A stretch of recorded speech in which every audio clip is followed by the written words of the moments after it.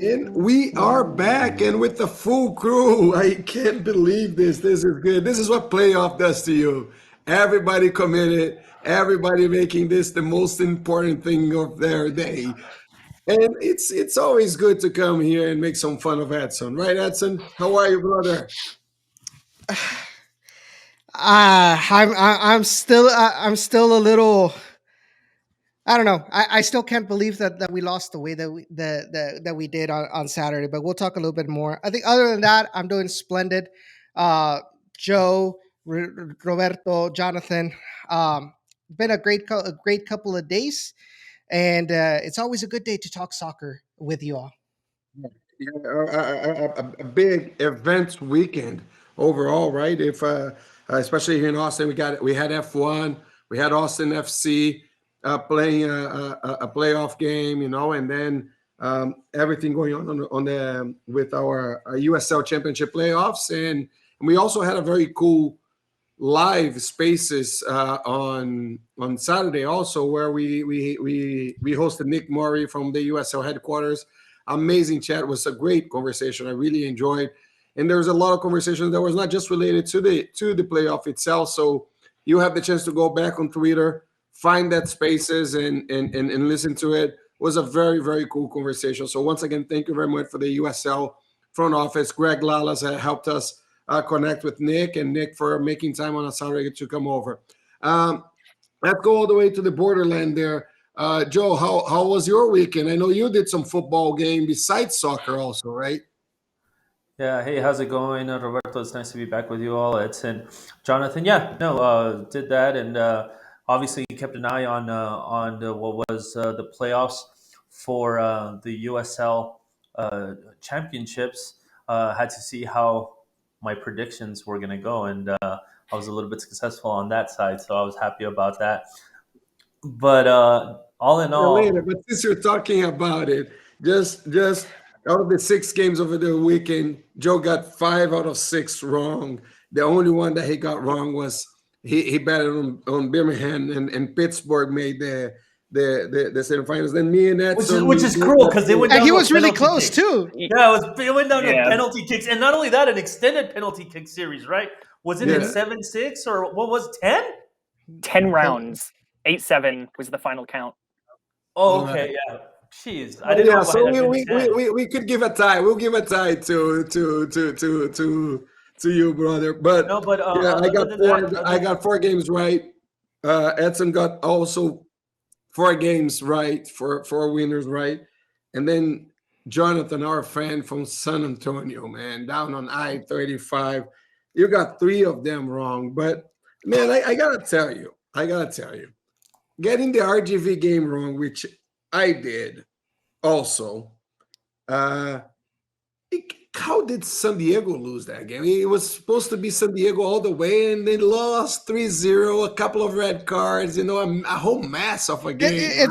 It's funny. It's funny, Roberto. I'm gonna give a shout out to my co-host because his bold predictions are always like, oh, it's a like this like grandiose goleada, like they say in Spanish, with a couple of red cards thrown in. And this game by San Diego against Oakland Roots was the embodiment of Jacob's bold predictions. It was just hilarious to see. But Jonathan, besides not getting right the results over the weekend, how was your weekend? It was a good weekend, I'd say. It was nice to, I feel like some of you may know I do the checking on the USL Championship piece every week, kind of trying to put a bow on everything, highlight what was important in the league. And when it's the regular season, it just feels like there's so much. And now that we're in the playoffs, it's half the teams, half the games, and everything is so high stakes. It was really exciting to not even just be sort of rounding that up at the end of the weekend, but to be watching it in real time. Everything was Oh, just so good as far as the timing and whatnot. I think you were economic on saying half of the games. We only had 6 games this weekend, right? I think on a normal week we would have much more than double that, right? But Cool. anyways, yeah. All right, so let's start talking about that. I think we already talked a little bit about the San Diego game, a whole mess of a game. I think in my mind, the biggest surprise of all, right? I think RGV losing to Colorado, especially with the good moments that Colorado had, and we're going to talk about that Colorado RGV game in a few minutes. I think we had more hopes that RGV would win than necessarily really believing that could happen in a way, right? I still thought that they could win, but I mean, it's not a big surprise like San Diego was. San Diego was playing maybe the best soccer in the league over the last few weeks, right? At least They were they had on a some very good slump. moments, right? Also, right over the last few weeks. But anyways, was that the biggest surprise? I would call that the biggest surprise of the round. I'll disagree with you, and I'll tell you why. The reason why I think, the reason why in the East, the better teams I think had, or the higher seeded teams, it's just more clear cut that they had a significantly better chance of beating whoever their opponent was. That's why I went the way I did, and I thought Pittsburgh somehow. I ever since they played El Paso, I noticed I thought Birmingham was better than Pittsburgh, and that's why I went with them. On the other side of the thing, on the western side of things, all of the games kind of seemed cleared. I thought Sacramento would defeat New Mexico United that while they were in good form, they had been inconsistent over the course of the year. The only game that I thought was open to surprise was that Oakland San Diego game, because even the game between the Toros and the Switchbacks, I thought it was a coin toss. I really did. But if you looked at those 6 games, the only one, canceling out the Eastern Conference games, that just because the way the Eastern Conference is as far as competitive goes, or at least our opinion of it is, I'm sure people that cover the Eastern Conference with more consistency and regularity might disagree with us, but that's a very clear-cut division. So therefore, eliminate those half of the games. You have 3 other games left, and the only one that opened itself to surprise was Oakland and and if San you see Diego. what Birmingham and Pittsburgh did over the regular season, it's basically the same thing. It's the same history, Exactly. right? So that could go anywhere. And I gotta be honest with you guys. I'm not gonna. I could say, hey, I got it right, and be all of that. I decided to go with Pittsburgh in that game just because I wanted I had to put somebody, a visiting team, winning in my predictions, right? It would be too easy to just go on the left side of the column. So I thought that game was the one that had the biggest chance to go the other way, and it ended up going, right? And of course, RGV already talked about. I wanted RGV to win. I was cheering for RGV, so I had that in that place. But again, going back to what we said, it still says that goes back to San Diego was the biggest surprise of this run, correct? Yeah, and I think it's not even the surprise isn't even necessarily the result, or the result. It's the scoreline. It's how lopsided it looked by the end. I mean, San Diego conceded 3 goals and went down 3 men. I think that's the bigger storyline for me is, and the word that I used on Saturday night Sunday night, and a word that I heard someone use today was imploding. That's what happened. San Diego just went down to a really good goal in the first place, to be fair. And then later on, a mistake, concedes another goal, you're down 2-0, and then you get frustrated, you suddenly just lose your temper. I looked back at the replay. Thomas Amon got both of his yellow cards within 20 seconds of each other. I'm sorry. That's just kind of stupid to lose your head like that, to be idiotic enough to put your hand in another player's face and let the referee. I know the fall was embellished. Sure, whatever. I hope that phone doesn't make too much noise. Not the first Striker podcast today that's been interrupted. But by the way, that was funny. If you didn't watch the MLS podcast this morning, it was hilarious. Chris Pills was at his house. Somebody rings the bell and he has to stop in the middle of a live, and they were going live, and then he has to answer the door. It was hilarious. So go back and watch that because that was funny. But anyway, sorry, Jonathan. Keep on going. I was gonna try and plug all of our other podcasts. I was gonna say I was gonna make a reference to it at some point and say it happened on one of our podcasts, but I'm not gonna tell you which one. Go and listen to all of them. So much for that idea. Clever man. All right, But yeah, but so let me. So like, go like I go. was Finish like I was finish your saying, thought. yeah, like I was saying, just Thomas Among losing his head, and he was the first player. There was right at the same time another player getting a second yellow card after he'd gotten one earlier in the match. Maybe 5-10 minutes later, they have a third player who kicks the ball away in frustration, gets another second yellow, and so it was again the word So that is perfect is See, imploding. Did you guys see the tweet on the San Diego Loyal obviously official Twitter account? You talk about it like you said, Jonathan, about them imploding. There was a tweet that I saw where it was I saw the series of bookings and that players had been sent off, but there was a tweet in there that just said LOL. oh And yeah, I I saw just that. kind Yes. of got the vibe like if based off of that tweet, maybe everybody associated with the Loyal, the players on the field, the bench, all of the staff and the front office, there was a point where they just kind of threw their hands up in the air and said, "This is over. We're just yeah. this So game's Yeah. a So throwaway." let me. Is that what is that kind of? Did you guys see that? Did you guys get that I same s- vibe? yeah, I saw that. It was one of those points like, all right, I guess this is it is what it is, And and it's over. Like, yeah, yeah. So I was gonna say, like for me, I chose Oakland because Oakland, despite not getting a positive result in the last week, the players were all motivated. I've been watching Chuy Enriquez's live streams after their games, and it is just a closely knit locker room. And then you see the results from San Diego, and it was like, you lose to the Roots 3-0, you lose 4-0 to Sacramento, a lot of negative results right at the very end. And I said, their run of form going into the playoffs is not ideal to get a long run. So that's why I went with Oakland. Now the score line, to me, just looking at that, I wasn't thinking, Oakland Roots was gonna be that bad. But then I saw from other tweets they were saying that Landon Donovan during the week was too busy trying to I, figure out his I don't know, his other I was gonna endeavors say that. as an analyst. I was And gonna say that. I was gonna say that. I was gonna bring that up. That's what I've been trying to bring it up since the phone rang at Jonathan's home. There is hashtag this USL's Miguel Herrera. something very interesting that happened, and I I have mixed feelings about it. Right when it happened, I was like, is this right or not? So Thursday night, LAFC is playing LA Galaxy.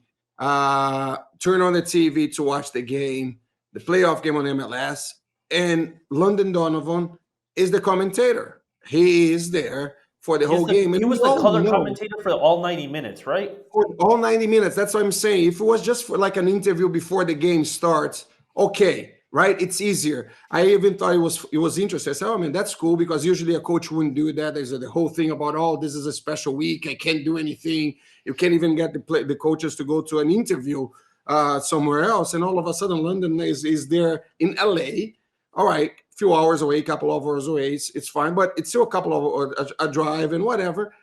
And now I see he's commenting the whole game. And we know, as much as you know the game, you got to prepare yourself, right? You got to study the teams. You got to be ready to do that. It's not something that you pull, which, by the way, he's amazing doing it, right? I think one of the best commentators in US TV. I really liked it, his job. But I was thinking, oh my God, this doesn't make sense, right? It didn't feel right. Although I would have accepted, if I was the general manager and he had the opportunity, I would say, "Hey, go do it. It's. I think it's a cool thing for you to do it." But I had mixed feelings about it. And then the bad result comes out. Man, that must have reflected a little bit on the Yeah. responsibility And of on the bad result. and honestly, for me, is like I draw like a huge parallel. Like I said it ironically right now, but really, it's a huge parallel to Miguel Herrera with Tigres. Like he's more focused on his TV appearances, the fact that he's now going to be like a guest commentator for Telemundo for the World Cup. When it's like in the middle of the World Cup, it's supposed to be the beginning of preseason for Tigres and stuff like that. And then this San Diego game was basically a Miguel Herrera game where everything goes down the drain for them tactically. The players start losing their minds and getting crazy and dumb red cards. To the point where they're not down like you said, this time they were down like 8 players, and it's like all of that. I feel like all of that is a reflection of the lack of attention that Landon Donovan put on the team this week. There's no doubt that part of the locker room. I'm not going to say it was 1/3, a half, or whatever. You, of course, don't know, but there was definitely a conversation in part of the locker room that didn't like Donovan going to do that work on Thursday night. I know for a fact several of the players would not be happy with that, and of course that reflects, right? Especially when you get a league that's so close. You win on those details. Is that getting together, the players, becoming a team and working together. And when you have something like that, it breaks apart. It breaks apart. It was a surprise for me on Thursday. I was really surprised when I saw that happening, especially on the week of the playoffs, right? Mm-hmm. If this was maybe during the season, a little bit less. But anyways, all right. Let's go back. We already have 15 minutes into the podcast here. We don't want to go too far into this, although the conversation is amazing and I love it. Once again, the conversation that we had with Nick Murray on Saturday was very cool. Go to our Twitter spaces and take a look at that. But what happened in RGV? What can we say? Your 60-second analysis of that game, Edson. RGV was unable to break apart the defense by Colorado Springs, whether it was because tactically Wilmer Cabrera was more conservative because of the altitude, because of the difference in atmosphere compared to here in the Rio Grande Valley. But then again, you also add into consideration that early in the match you lose Tyler Derrick with a concussion. Off of Elvis Amo, hitting him with the knee straight into the head.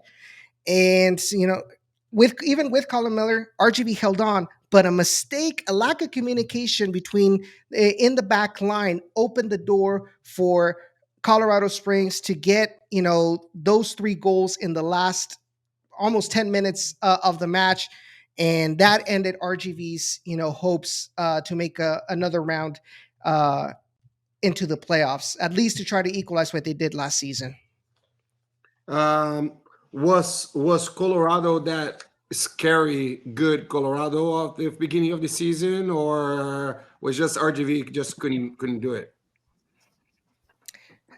I think defensively they were much better than I think we have seen so far, but offensively they really didn't do much. Our RGV was able to hold on really, really well for the 85 minutes. It was just that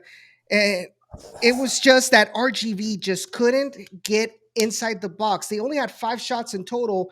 All 5 of those shots were from outside the box. They were not able to penetrate the defensive line by Colorado Springs, not even through crosses. They had 0% crossing accuracy. So when you can't generate chances up on top, when you don't have the space for Fjellberg and Pinzon to take advantage of like in previous games, you're not going to do much. And unfortunately, Wilmer Cabrera, tactically, he tried to make changes, but it was already too late. The momentum was already heavily in favor of RGV. I just want to touch on real quick what you said, something you said, Edson. I don't think the simple analysis, the general simple analysis, I think on Colorado Springs right now is they're not scary good, they're scary dangerous, and I think that's the difference that's what that team is. I don't think they're very good as far as they're going to dominate and just control an opponent and dominate an opponent. In a blink of an eye, they score on you, and Colorado has shown Colorado has shown this year that they can be anything, right? They can be the team that beats anybody by 4 and can be the team that loses by 4 to any other team in the league, right? So you never know what you're going And to that's get. why Yeah. that's dangerous. That's a single game. dangerous team. That's the especially with content makeup of a dangerous.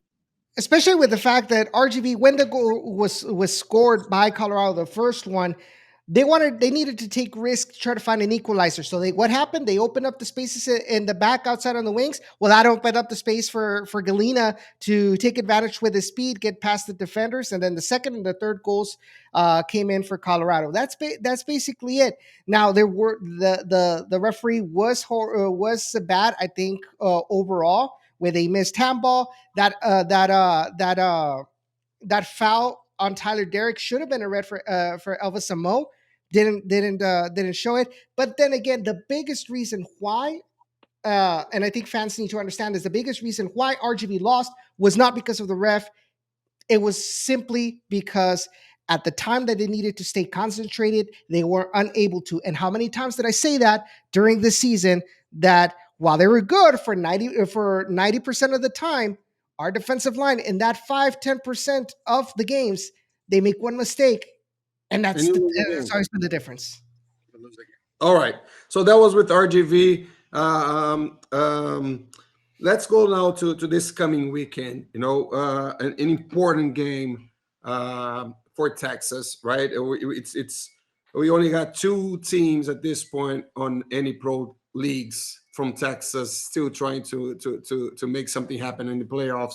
Austin FC is playing the final of the Eastern Conference against LAFC, and then we got San Antonio FC playing Oakland at home on Friday at 8:30. We already got Dallas is down, the Dash is down, Dynamo is down, RGV is down, El Paso has been down also for a while. So all eyes, in a way, that Friday in San Antonio for the San Antonio Oakland game.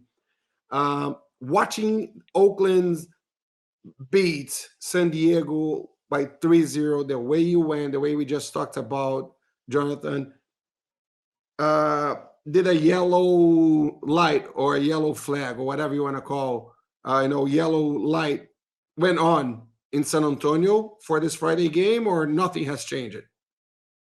I don't think anything really changed because of what happened there. SAFC, there's a phrase that Mitchell Tainer, defender, center back, and potential MVP candidate, who knows, we'll see, has said a few times this year, that is, we respect all but fear none.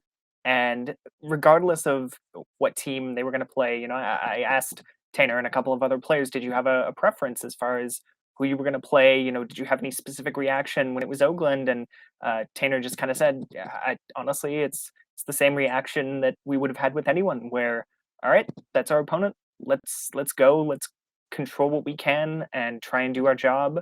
And it's kind of some would maybe see it as an arrogance from SAFC, but given how well they performed this season, given that they had the best league, they won the best record in the league, won the Supporters Shield, SAFC kind of has a bit of a right to have some cockiness, some swagger to them. At the same time, we've seen sometimes this year, SAFC maybe not getting results in the prettiest way or the most convincing way, but getting results nonetheless. So I don't think there were any warning lights, and especially in terms of like San Diego getting 3 red cards.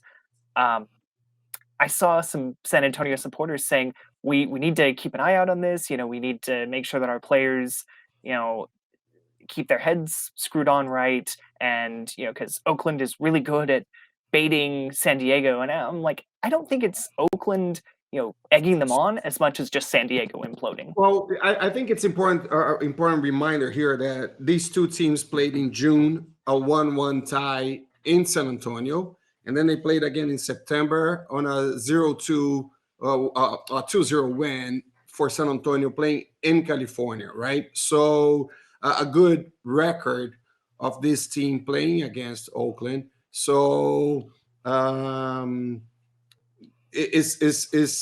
this cannot be the time that we lose, right? If we say at the end of the season, you'd say you would rather ever lost a game before than this one.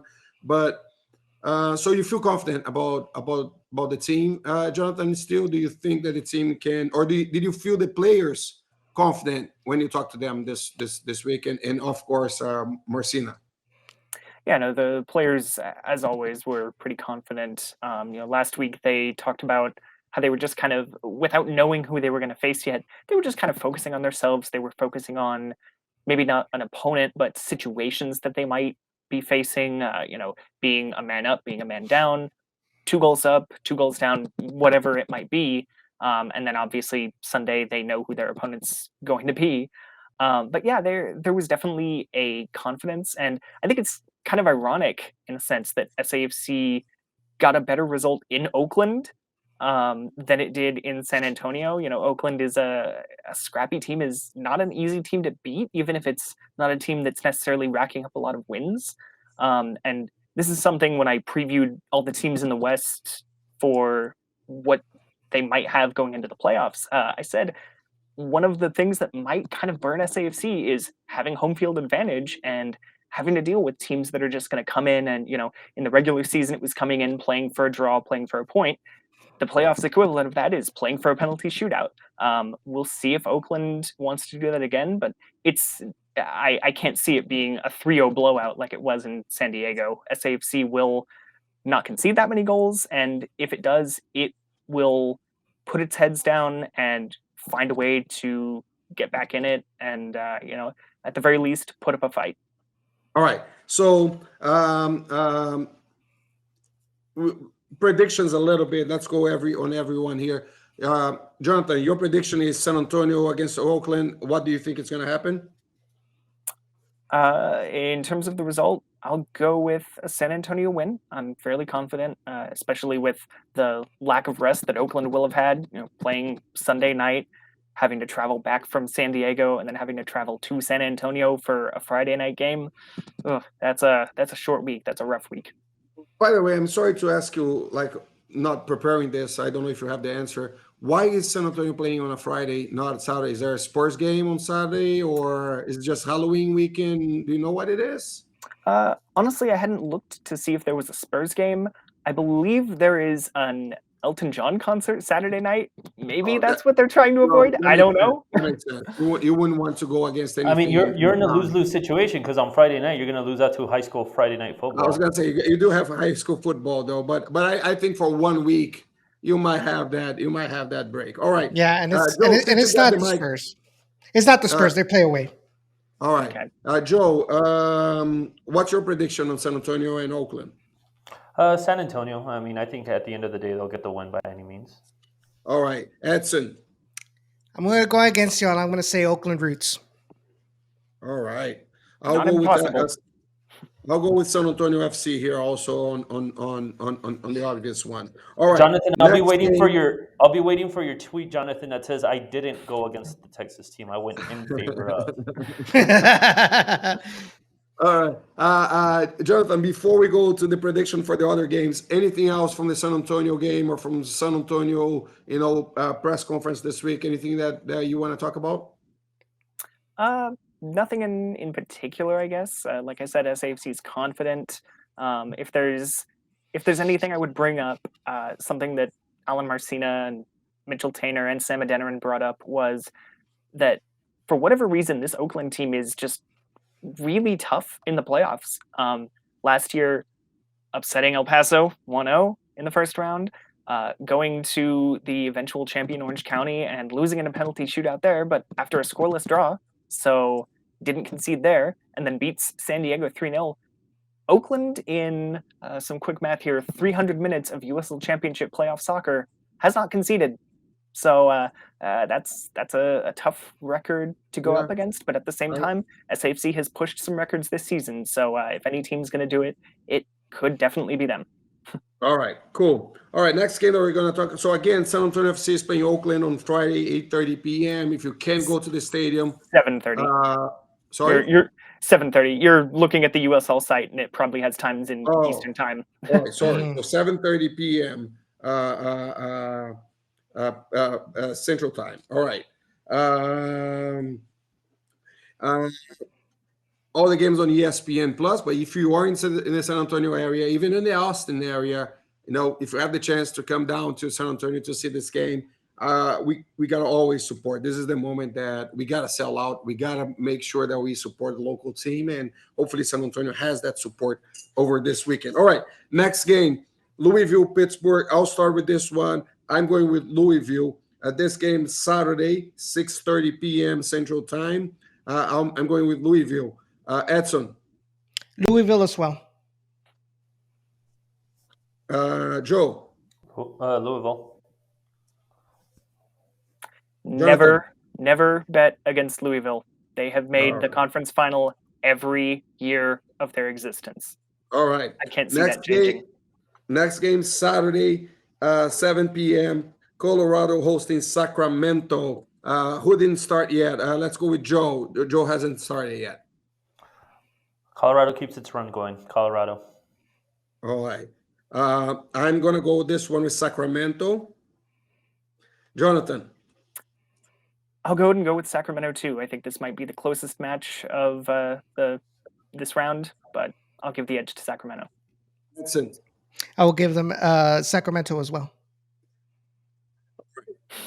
Finally, Saturday, 7:30 p.m., Memphis and Tampa. Jonathan. Tampa. Edson. Tampa. Joe. Memphis. All right. I'm going to go with Tampa also. Yeah. Well, the three of us have the same prediction, and then Joe is the ugly duck here. Except for the San But I went Antonio for one. a Texas team. I went for the Texas team. Oh yeah, that's just to true. earn points, huh? San Antonio, no, that's it. Me and Jonathan have the same prediction, and you both are opposite on the San Antonio and on the Memphis game. All right, sounds good, guys. Once again, it has been such a pleasure this year. We're still not done. There's still a lot to go, but I want to thank you, for all the work and for the dedication and the knowledge that you guys have brought to this podcast and sharing with our listeners. Remember, we can only do this if you're listening to this, if you subscribe to the Striker. It is important that we have the support from the community so we can support the community back. So follow us on social media. We're going to have a very cool coverage, unique coverage of the World Cup with a very local flavor to it. Things that you're not going to be able to get anywhere else. You're going to get it from the Striker. So if you sign up now, you get the last couple of weeks of playoffs and the beginning of the World Cup. So as always, remember.